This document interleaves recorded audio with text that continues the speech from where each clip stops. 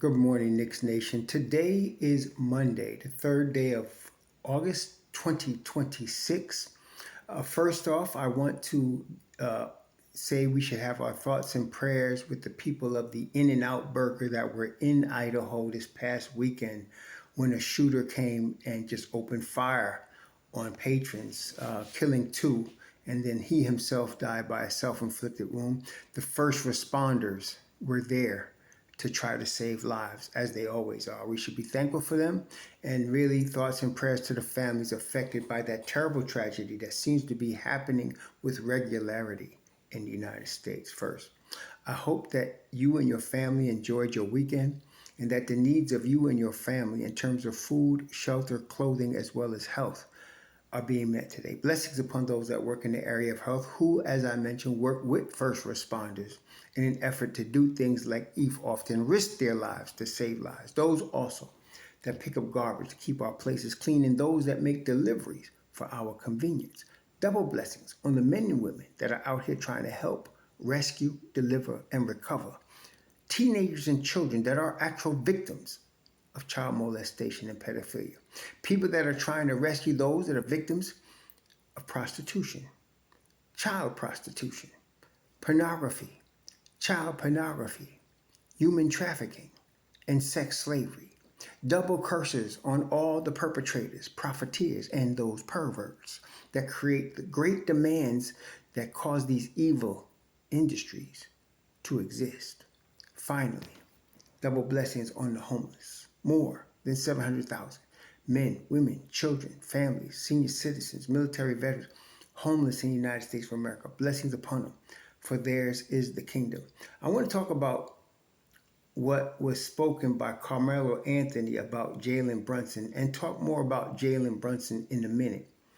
But before I do, I want to address something real quick. A couple people have called my channel saying I shouldn't be rebuking people or shouldn't be so harsh on people. If you're paying attention, which most of you that say these stupid things are not, you would see that at the beginning of every video, I put blessings on people and their families. Number one. Number two, how the hell I run my channel is my damn business. If you don't like it, don't watch. And I've always said that. And many of you who are down with us know that. So don't come on here telling me how I need to not rebuke people or be angry at people or whatever. I do what I do when I do it, and it's my business. Now on to the program. Carmelo Anthony spoke about Jalen Brunson giving up $113 million in the contract. What really happened was Brunson took an amount of money in the year that he signed of $156 million. What he could have done was he could have waited a year, okay, and signed something over $200 and obviously $60 million. But he didn't. He took the $156 million when he signed it. That first year of that was 2025-26, which we just finished.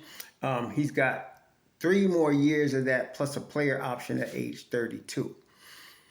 The difference between Jalen Brunson and Carmelo Anthony, and I hate to say it because I love Carmelo Anthony as a player. He's always been, great player for the Knicks, and great player in general.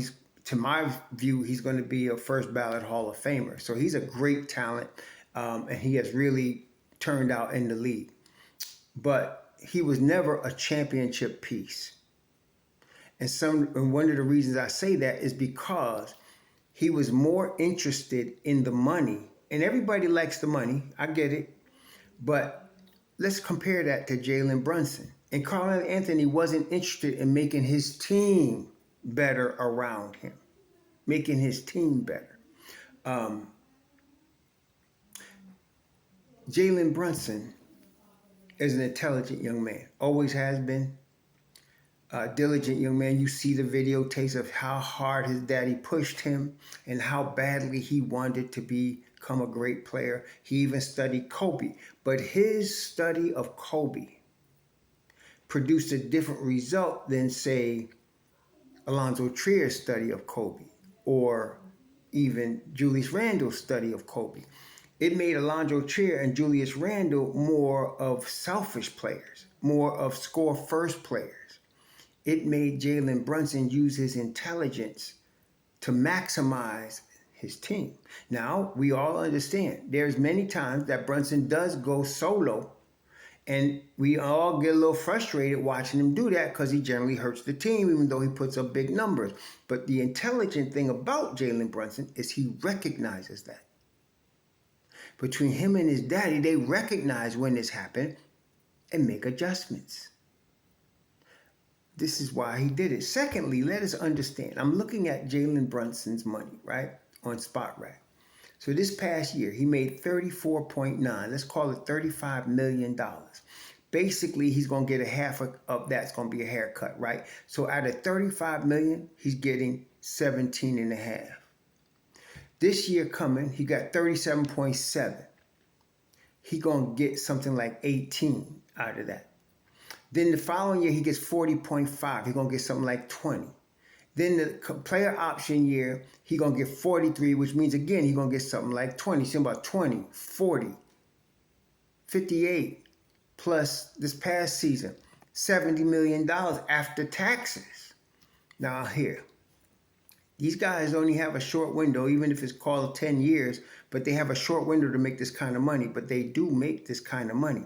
Jalen Brunson, being an intelligent young man, his family's set for life off that contract. And I remember an interview he did where in his first contract with Dallas, not the one that he turned down for $55 million, the rookie deal, second round deal, where his goal was to save 7.5. And that's mean if you look at the money he was getting, that means he was saving most of what he was earning and living on a very small amount. So he always been very conscious of saving, but at the same time, enough intelligence to understand how can I build a team. And I really, honestly, one of the things that gets me, my goat, which I throw that wrath on some of y'all that bring it, I don't like people that second guess the Knicks and don't know what the hell they talking about. Like yesterday, I'm telling y'all, a lot of y'all kept coming, somebody, it's very simple. They should have drafted a 7-1. I'm like, it's very simple? No, you're a simpleton. As I mentioned, the Knicks are in win now mode. Win now.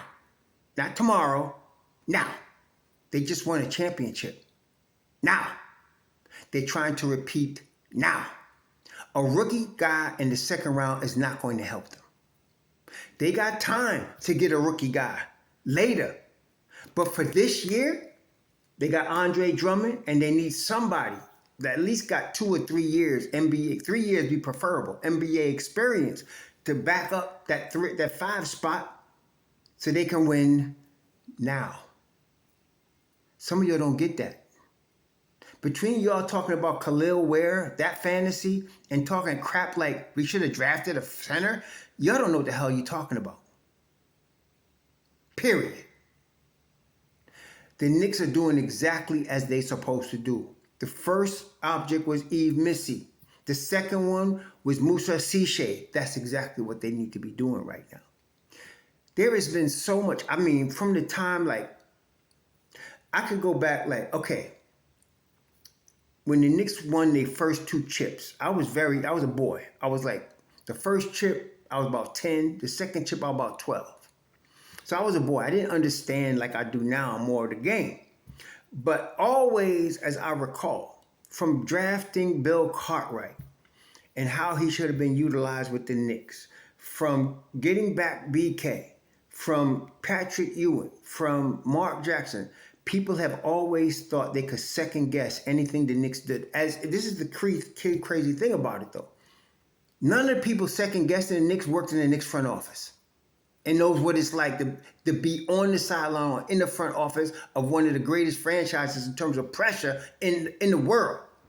And they're going to sit back with their beer in their hand on someplace else, and going to tell you what you should have did. It's disrespectful in my view. It's very disrespectful when they just won a championship after Leon Rose built this team over 5 years. You ain't got no right to disrespect them in any way and try to second guess what he has done. I don't care if he's made mistakes. We just won a chip. I don't want to hear it. Right now, all y'all should be really not just fans, students. The student that's in a classroom, you in college, if you've ever been to college, and you're studying under a teacher, a subject matter. The teacher generally is a PhD in the subject matter, which means that teacher studied for years, many years, to become a doctorate in that field, whatever it is, whether it's a physics, a mathematics, a calculus, whether it is an English. That teacher has studied and done many, many, many papers, read many, many books to get to that point. You have no right to walk into that classroom and question what that teacher knows. It's the same thing here. Leon Rose built this team from year one, 5 years ago, to now you got a championship. He built that team. He built it with Walt Perrin. He built it with Worldwide West, Gershon, and then others. Then Tom Thibodeau. And then when Tibbs was finished, Mike Brown.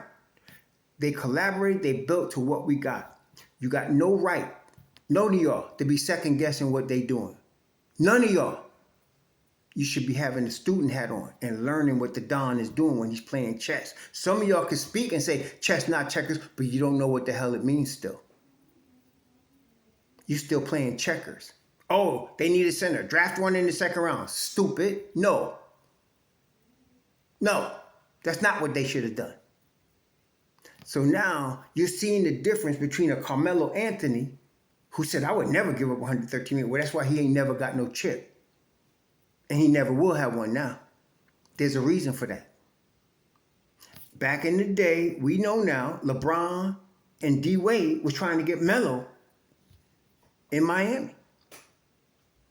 And LeBron and D Wade agreed to take a pay cut to make that happen. At the time, all three of them ended up being Bosch, but they took $14 million each when they each could have got 20. They took $14 million to stay on the same team and win 2 chips. Now, Wade was a little bitter behind that because he felt like he lost money he couldn't get back. But look, he went to Chicago, made his 2 years, $40 million, and that was the end of that. Went to Cleveland, went to Chicago, made his money. That's what he was doing, making up his money that whole time. LeBron, we ain't got to talk about LeBron. Whatever you think about LeBron, you can't say he ain't made his money back. And Bosch, right before he had the heart ailment that caused him to retire, he had just signed a big deal in Miami to make up for what he gave up. See? So to win the chip is a goal of any competitor that's a real basketball competitor. Carmelo was a competitor, but he didn't have that goal in his mind. He was counting every penny. I hear him, but you gotta bring ass to get ass. You want to put a team together that can win a chip. You gotta be willing to play in the team. You gotta be willing to play in the team, in both physical in the team and financial, especially in this day and age. Listen here. Patrick Ewing was a warrior for the Knicks. Patrick Ewing never made a $40 million season. I don't even think he made a $25 million season. Okay? Willis Reed, Walt Frazier won chips. They never saw anything like this. And even though we're dealing with inflation, okay, so my parents bought the first house that I was 5 years old when we went to. The house cost $18,000. That same house was on the market for $500,000. See, because that's inflation. But 40 million is 40 million right now, bro. So even though he took a pay cut, he understands that is Jalen Brunson. He's making enough money, not just for him and Ali, but for the whole fam, for generations, even with the pay cut. And he got a chip. Now, Jalen Brunson, because he got a chip in New York, you and I know, the boy is now a legend. There is no doubt, there's 100%, I don't care when he retires, that number 11 is going in the rafters. It's going in the rafters. Okay? Probably number 32 also. Okay? So, thinking long-term strategically with intelligence is more powerful than sometimes just getting every dollar you can, especially if you understand the ramifications of winning a championship in a place like New York City. There's nothing like it. Y'all saw the celebrations. Y'all saw what it was like.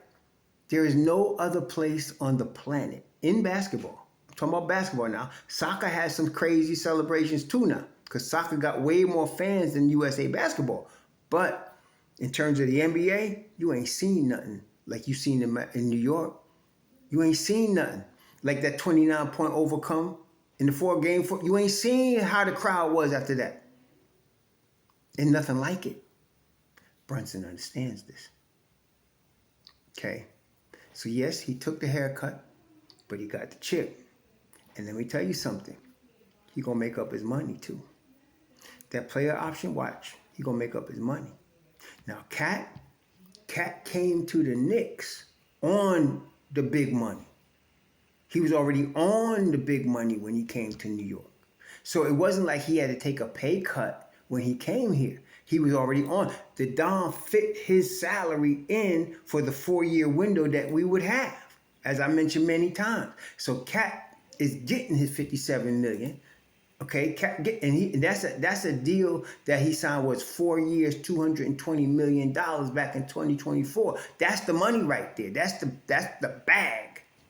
So now that has happened, and now that the chip is won, I expect Cat to kick. Not, we ain't talking about a haircut that's gonna make him poor.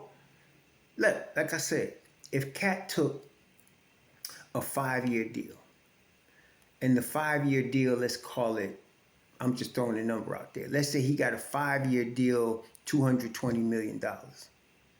Let's say that was $45 million a year. Okay? At $45 million, his player option is $61 million. So that 45 minus the 61, that's $16 million. That goes directly to the second apron. So now, Knicks will have enough money to get some other players re-signed, like Deuce.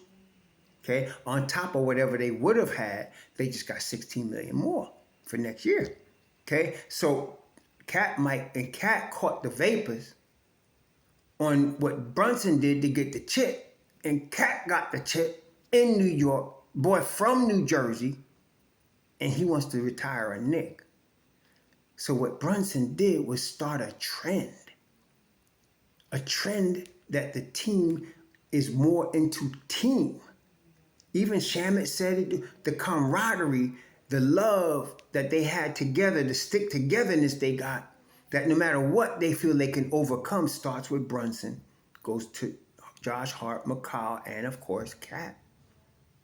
So now that $113 million he left on the table, so-called, now you've opened up a window that can go beyond last year's chip. And you did it still making generational money after taxes and still gonna make more. That's intelligent. That's smart. Yeah, you could talk about sacrifice, but look, if you've seen Brunson's film when he was like 12 years old and Rick killing him and he's still taking it, he knows about sacrifice. He knows about sacrifice.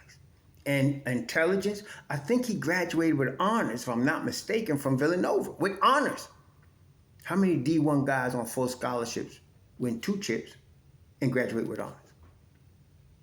We should appreciate what we have. We should appreciate what the Don does and stop acting like you know more when you don't. Stop second guessing my team. You ain't that smart. Shalom.